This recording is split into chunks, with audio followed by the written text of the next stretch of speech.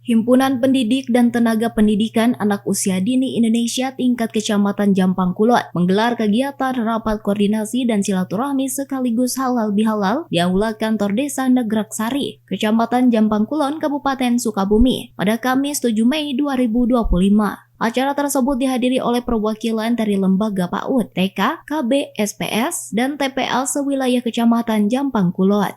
Tujuan dari kegiatan sosialisasi ini dalam rangka mendorong pemenuhan satuan pendidikan dengan sasaran yang telah ditetapkan sesuai ketentuan yang berlaku.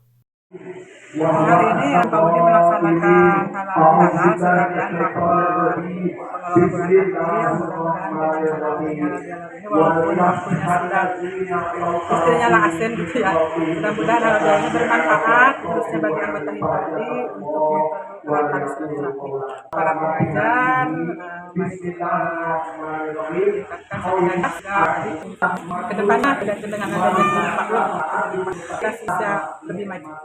Dengan terselenggaranya kegiatan yang digagas oleh Hipma PAUD, PC Jampang Kulon tersebut diharapkan bisa memberikan kebermanfaatan bagi para pengajar, agar kedepannya bisa lebih maju dan bisa lebih memberikan manfaat kepada masyarakat.